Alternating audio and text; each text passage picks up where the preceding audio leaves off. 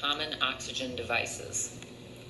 The first device we will discuss is the nasal cannula. This photo shows the basic equipment needed to set up a nasal cannula. You have your oxygen flow meter, your nipple adapter, and your nasal cannula tubing.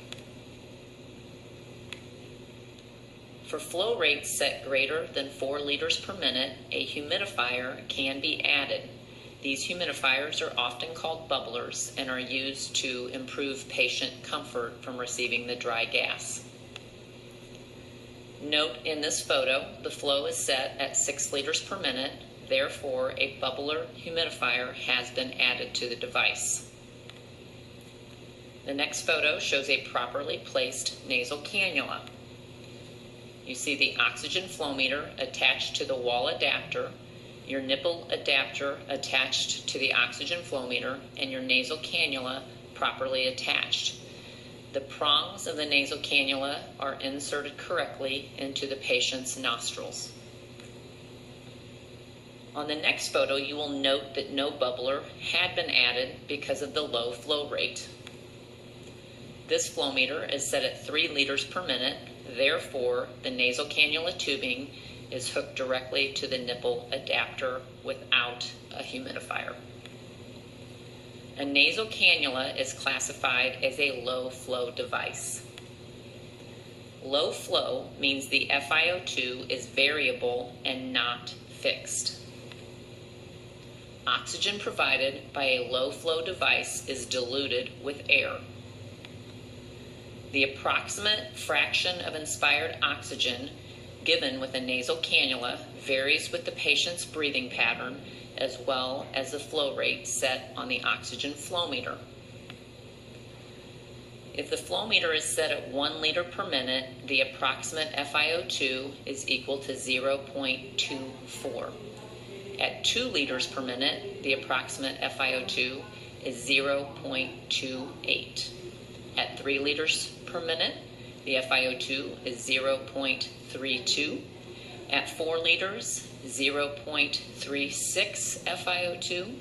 At 5 liters, 0.4. And at 6 liters, 0.44. The common flow rate for adult patients varies between 1 to 6 liters per minute. The simple mask is the next oxygen delivery device we will discuss. This photo shows you the equipment necessary to set up a simple mask, an oxygen flow meter, and the simple mask. You will note a nipple adapter is not needed with this particular simple mask due to the threaded tubing at the end of the simple mask tubing. For a simple mask, the flow must always be set greater than 5 liters per minute. This ensures the flow is adequate to flush out any accumulated exhaled CO2 that the patient may exhale into the mask. A simple mask is also classified as a low flow device. Therefore, the oxygen will be diluted with room air. The FiO2 can vary with a simple mask within the range of 0.35 to 0.50 FiO2. You can see the threaded tubing that was attached to the simple mask hooked directly up to the oxygen flow meter in this picture. You can also see the flow has been set at 10 liters per minute. The next device we will discuss is the Non-Rebreather mask. Here's the equipment necessary to set up a non-rebreather mask. Your oxygen flow meter, your nipple adapter, and the non-rebreather mask. Note the bag that is attached to the mask as well as the valves that are on this mask.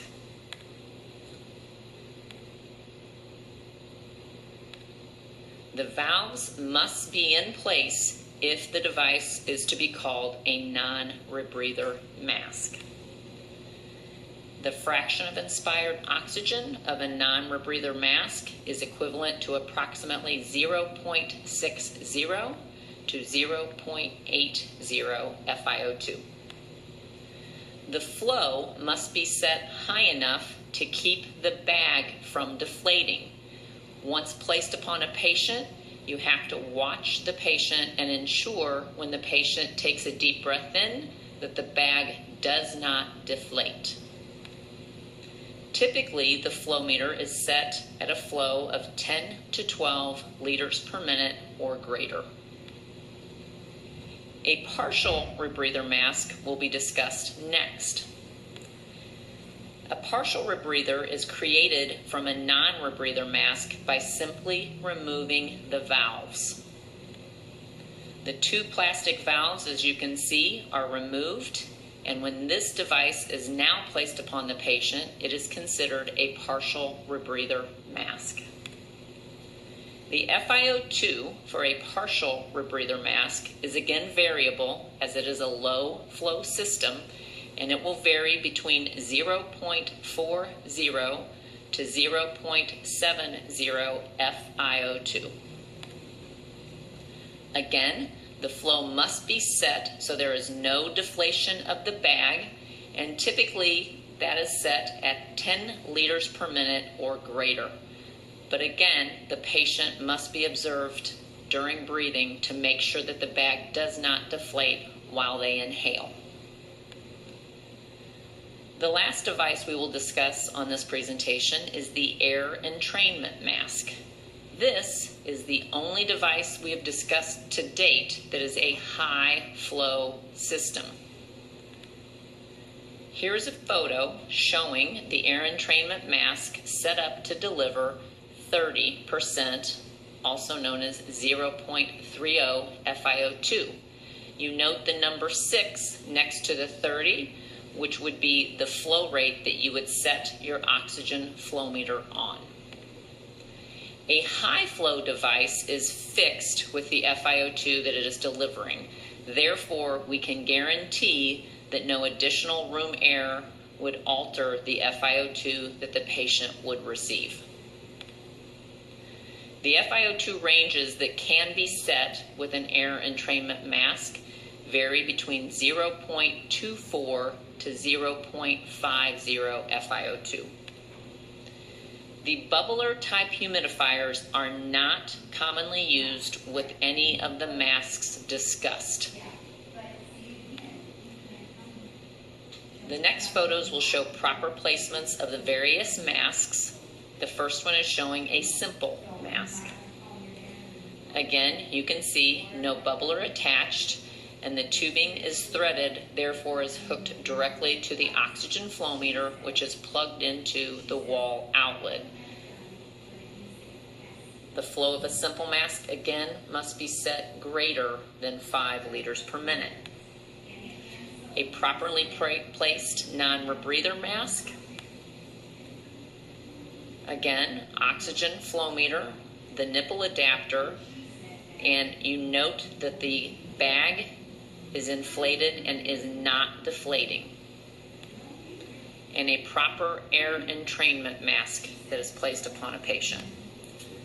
Again, you note oxygen flow meter, nipple adapter, and on the mask itself, we've even added an adapter for humidity to eventually be added through a different source. The end.